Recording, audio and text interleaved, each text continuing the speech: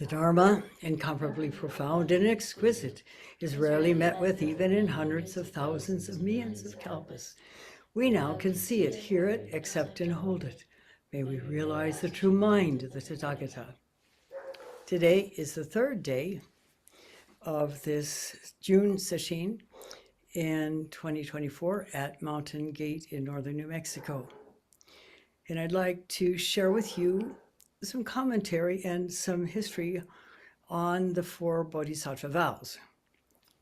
We recite them daily, and they're pretty much recited almost everywhere in Mahayana countries, in Mahayana temples.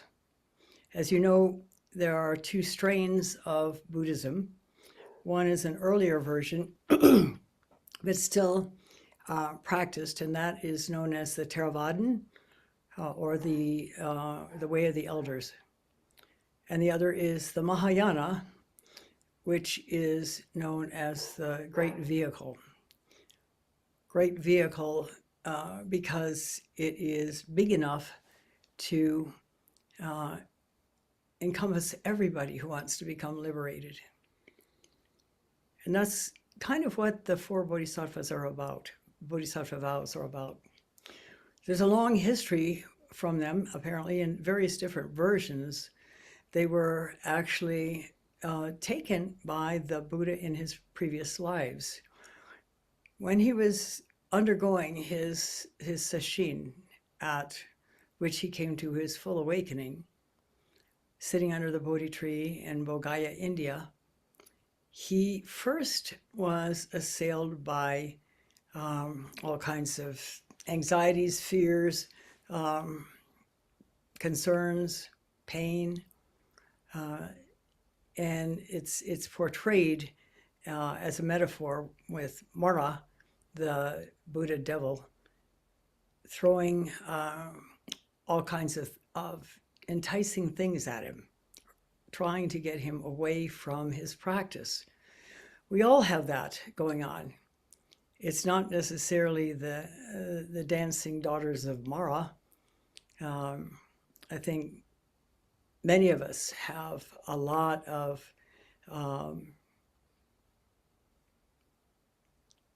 ideas that we would love to engage in, things we'd love to engage in that pull us away from the practice on purpose.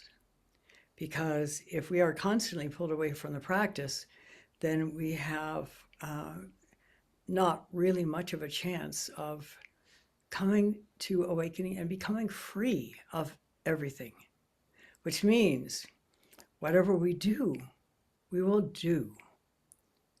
And that means 100% fully do. And in the 100% fully doing, it will be rewarding, it will be fulfilling, we will feel accomplished because we are not there doing it. We are so focused, we are so filled with the experience of what's going on that there's nobody standing outside to judge it.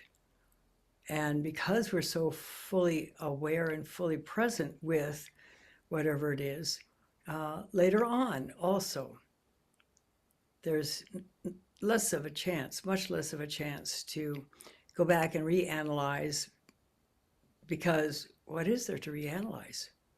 We were so one with it that the experience of it was simply fulfilling. So he was plagued by these things, and then that didn't work. The desirable stuff did not work. So Mara tried, causing him a great deal of pain. The metaphors for that is he was he was having his hordes of demons hurl boiling mud at the Buddha, which certainly must have not felt great, and also launched their spears and lances at him. I think most of us have experienced some level of physical pain in our practice.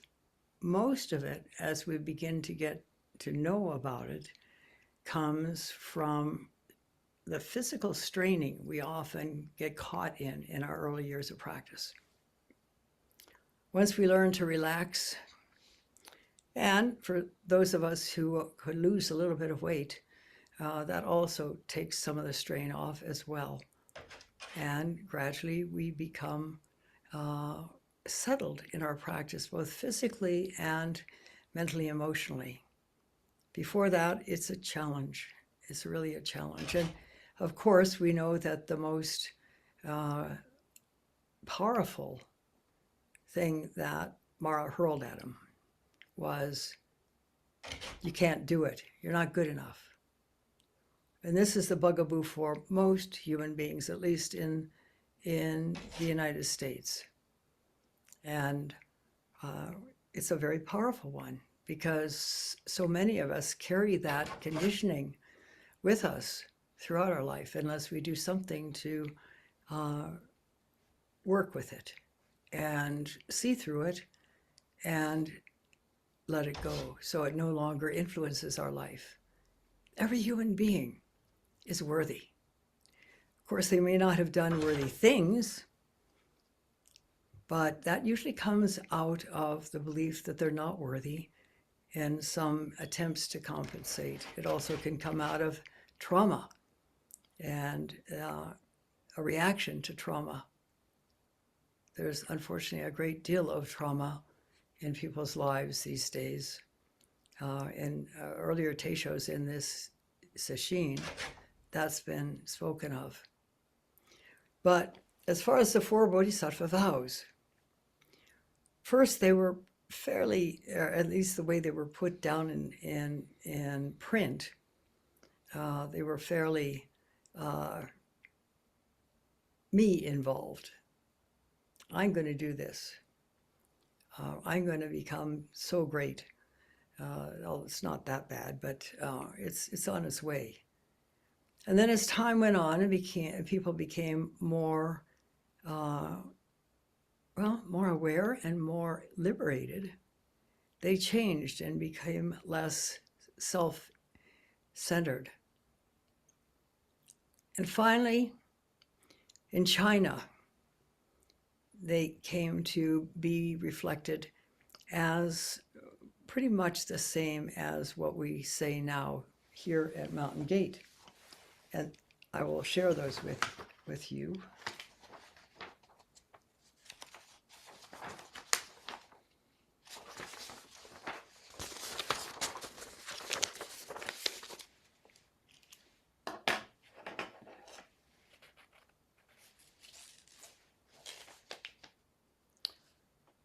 Sentient beings, limitless in number. Sentient beings, limitless in number, I vow to ferry over.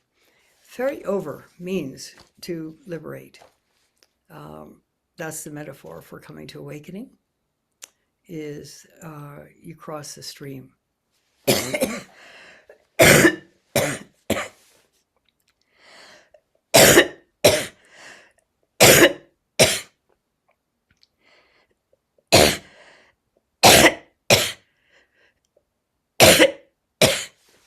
I'd hoped to avoid this, but it seems like it's still plaguing me.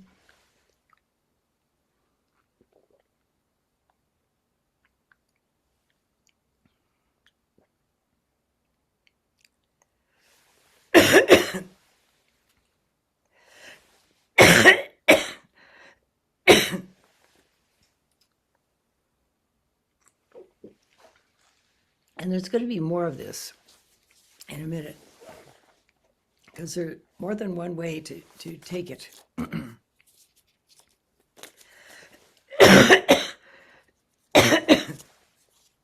the way a lot of the modern vows are written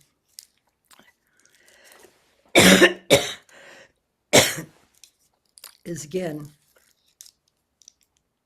I'm going to basically free all human beings. This is not 100% of what is meant by this. And there are two aspects of it, but we'll finish reading the vows first.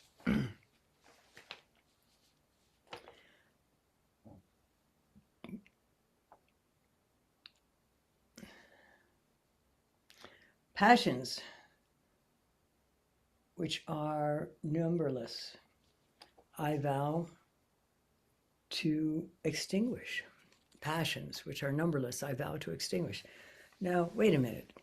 That doesn't mean we're heading to a place where we're just going to be some kind of zombie, where we're not going to have feelings. No, that's not at all what it means, although it sounds like that. And then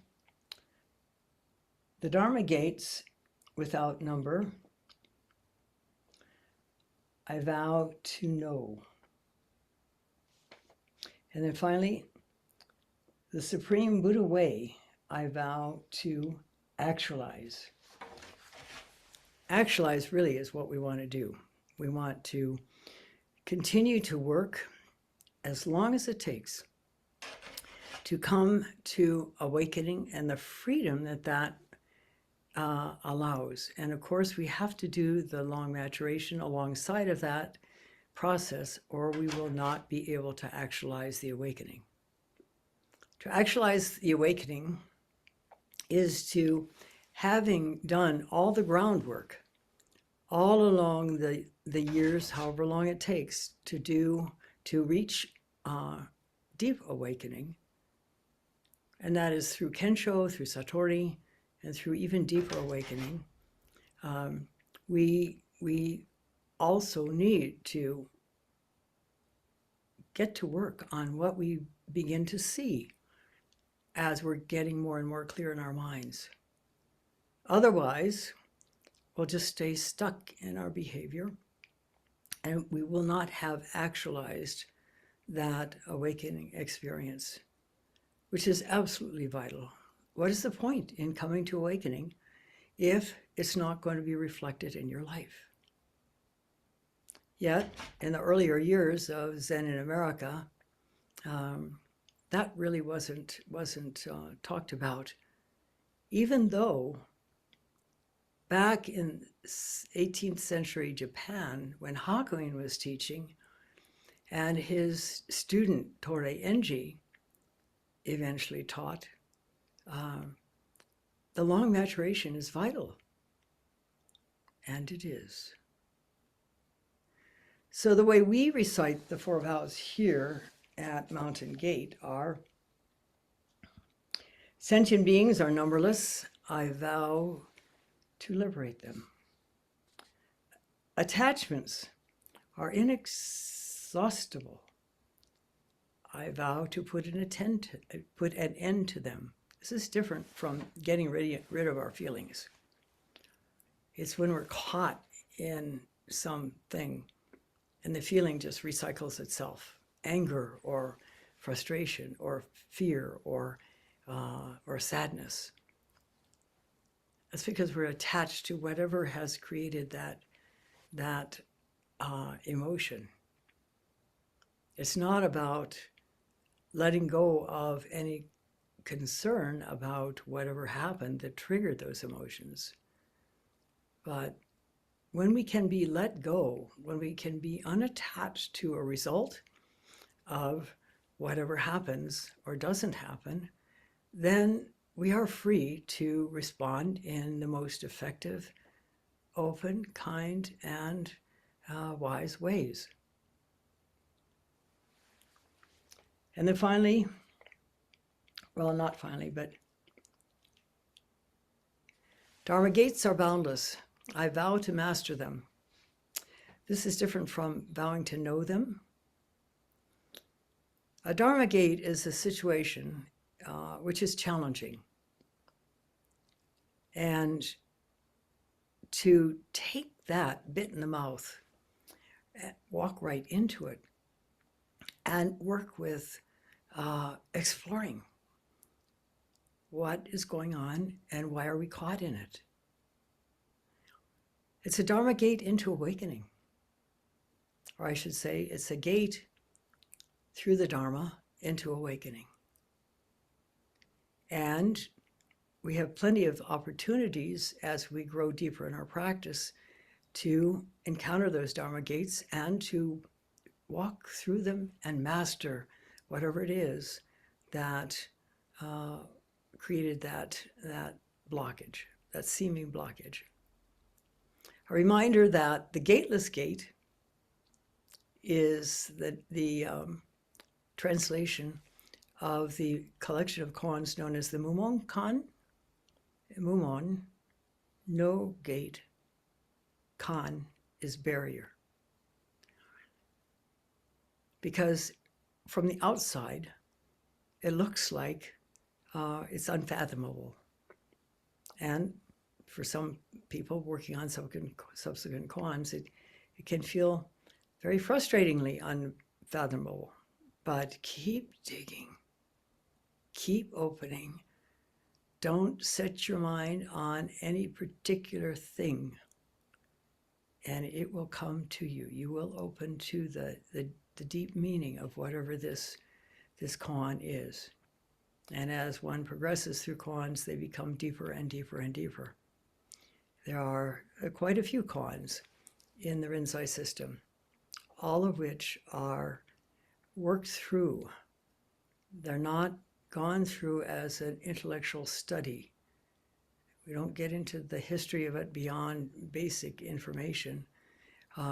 What the point is to take these seemingly incomprehensible puzzles and experience the truth that they are reflecting. And then finally, the way of liberation is unsurpassable. I vow to become it. Achieve it is, no, is it achieve? Actualize. To actualize it might be a better way to put that, because become it, well, yes, that's one way of putting it, but to actualize it is perhaps a more, a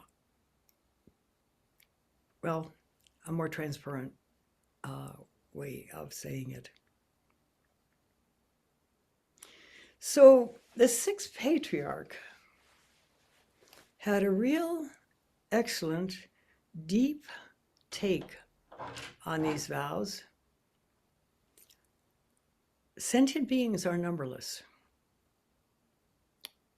Sentient beings can be known as people who are thinking beings, which some people think means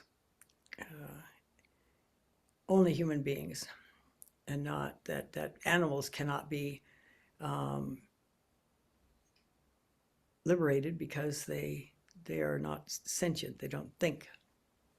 They understand, however. So the sixth patriarch looks at it a different way. Sentient beings are the thoughts, the attachments in our minds that prevent us from recognizing the true nature of reality, our true mind.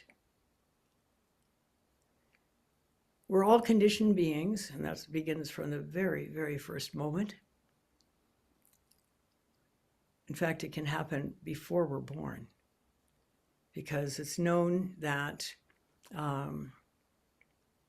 infants in the womb can perceive sounds and understand meanings.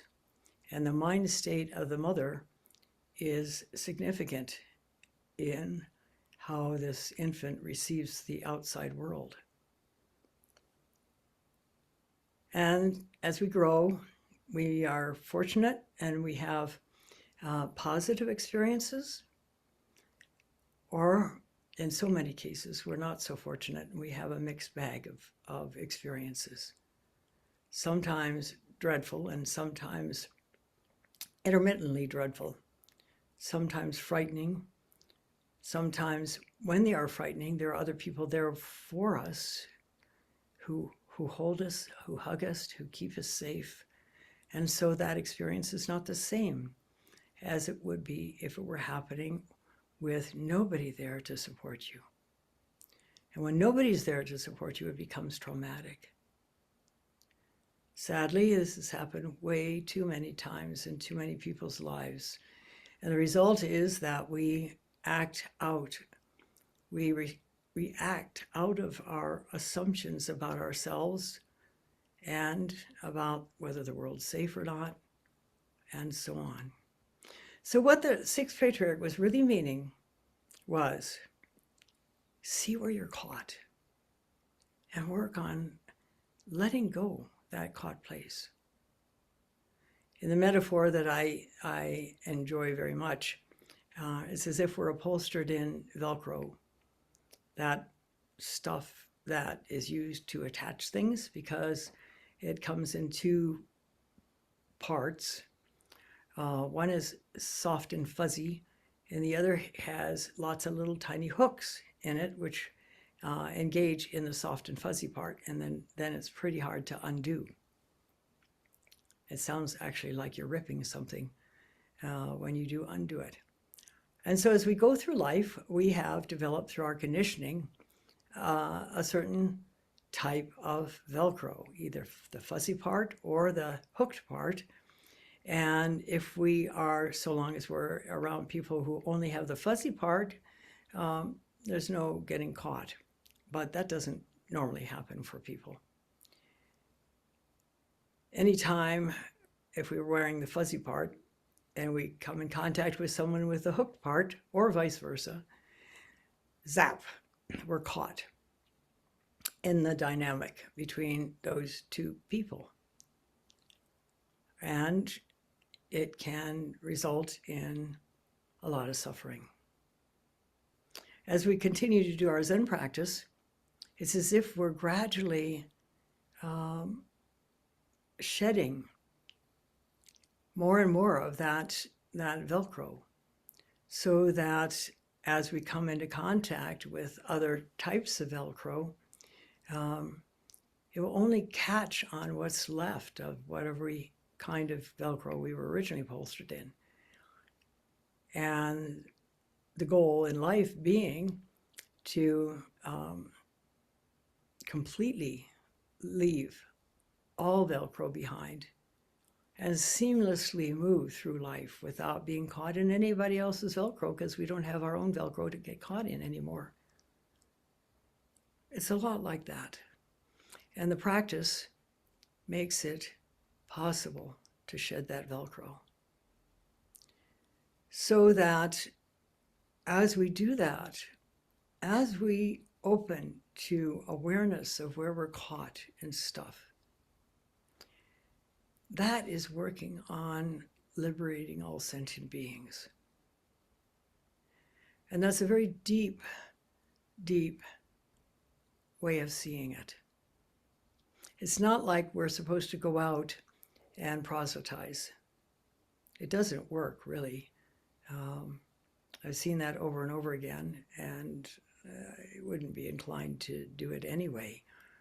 When I was part of Mountain Cloud in Santa Fe back in the old days, in the 80s, and we had a small sitting group, and one person was part of the sitting group, and gradually a lot of us moved on for certain kinds of reasons. I went back to Rochester. I don't know what happened. Other people went and did other things. And there was still a group of people sitting. And one person decided that they would become the head of that group. And he would go out, literally, he would go out and like rope people in to come to sittings. Before sittings, he would call people up. You're coming tonight, right? It worked for about 6 months. And then nobody was there. You cannot bring people to practice if they do not have an affinity with practice. And it's much more effective to work with people who do.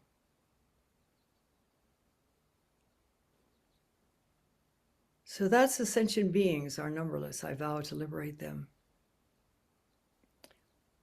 And attachments, that's part of that whole process. In the Dharma gates, I've already shared what that means.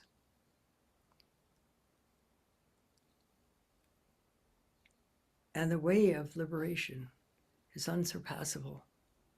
I vow to become it. People take these vows as an expression of what is known as bodhicitta. Bodhicitta is a desire to come to awakening for the benefit of all beings. And in that way, sentient beings are numberless. I vow to liberate them. As we become more and more liberated ourselves, that unwittingly communicates to all around us and even people who are not anywhere near us. The more let go we are, the more inwardly quiet, the more free to move in any direction, which comes from our work and our practice, without a word that influences others. And you know of some instances where this is the case. It's what brought young Harada Shodo to Zen practice when he was ready to become a psychiatrist, not a psychiatrist, a psychologist. And he wanted to become a psychologist because he didn't like who he was. And then one day, while he was in college, his father asked him to take some paperwork to a particular temple. It happened to be to Reiyun-in, which is a sub-temple of the great Yoshinji complex in Kyoto, the headquarter temples, one of the headquarter temples of the Rinzai sect. And so he went on an earlier bus than usual. He actually lived in Nara, and it's close enough that kids would commute by train, by bus. People just didn't do much with cars back then. Unfortunately, now they do, and they're crowding everything pretty badly in Japan. But back then, you either went by bike, and everybody had bikes. And then that's how you went there. Or if it was further away, then you went by bus or by train. So getting on this earlier bus, he noticed at a point that an older man dressed in priest robes got on the bus and quietly made his way to the back and sat down and was starting to read a small book. He was puzzled at first because he grew up in a Buddhist temple, and in fact his father was a priest from Shofukuji, which is why he was asking him to take the papers to Reiyun. And he didn't like the idea of becoming a priest or a monk, because they had a terrible reputation in Japan. They still do. Unless you are a highly regarded roshi, people look at Buddhist priests as basically funeral directors. That's the role. They don't even do weddings. Weddings in Japan are done by a different sect, not Buddhist.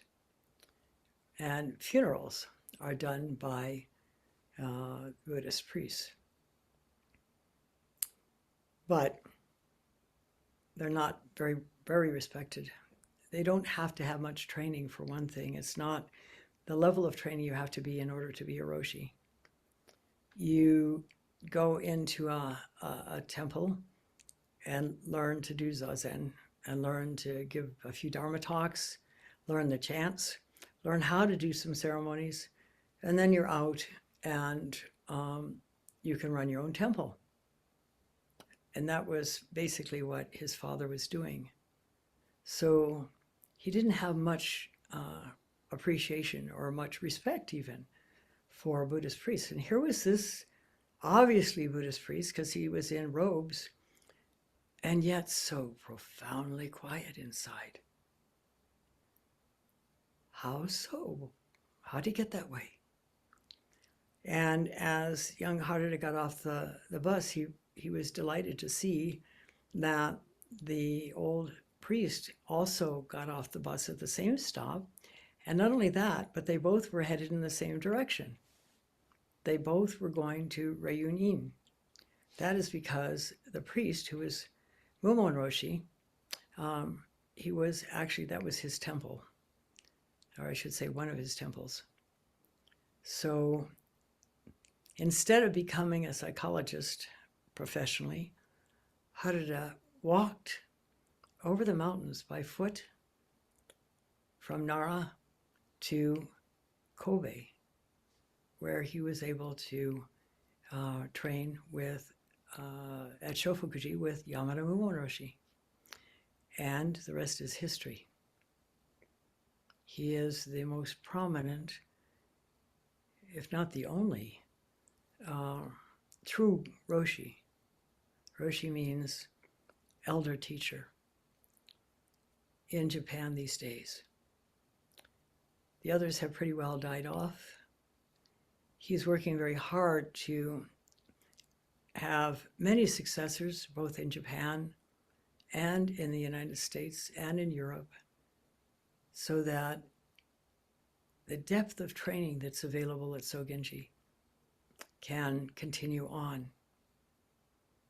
So without saying a word, he was influenced by the energy, the deep, quiet, peaceful energy of Mitra-roshi, and it changed his life.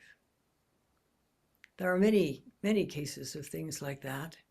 So that's another way of liberating all sentient beings. You don't go out and try. You deepen yourself, you liberate yourself, and in that happening, you naturally liberate others.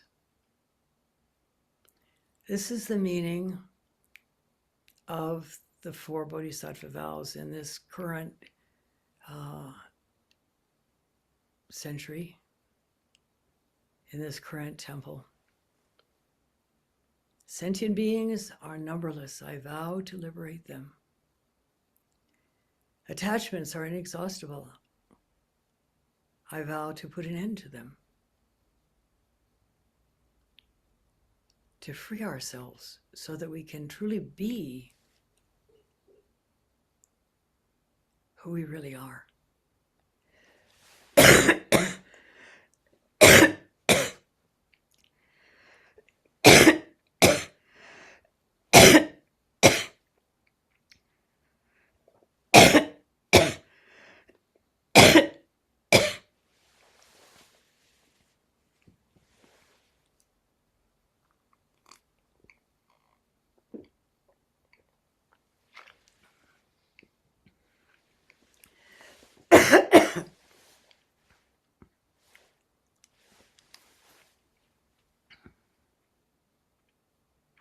And to live a life of lack of attachment that would cloud our day-to-day life and greatly impinge on it.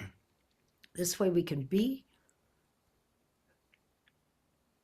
and respond to every circumstance purely, clearly. Of course, we're going to be sad. Of course, we're going to be angry. Of course, we're going to be happy. But those experiences are going to be momentarily experienced.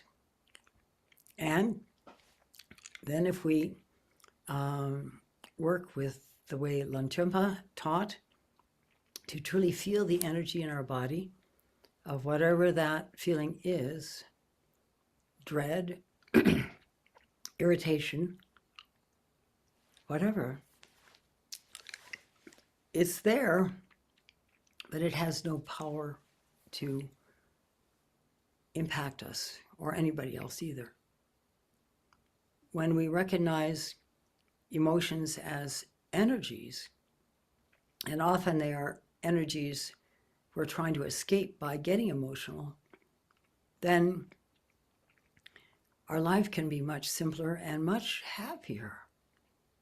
We can tune in to the river of joy that always runs within, to the clear depth of understanding of where to put your foot next, of moving through life without getting caught in anybody's Velcro, free to do what is exactly most appropriate for you. Not what somebody else tells you you ought to do. And cultures everywhere in the world are full of those determinations. You'll only be successful if you blah, blah, blah. But you'll really only be successful if you find out who you are and manifest that. Then you're free to flow with circumstances in joy and freedom. Remember that Jacques Lusseron, when he had his great awakening in Buchenwald, where he was a tortured prisoner, because all prisoners there were tortured. And yet in the midst of that, he found joy. And it wasn't temporary. The joy never left him, he said, because he saw clearly the true nature of reality. So as we work in our Zen practice, taking these Bodhisattva vows can help deepen our intention to truly come to awakening, to truly become free for the benefit of all beings. Thank you for listening. We'll stop now and recite the 4 vows.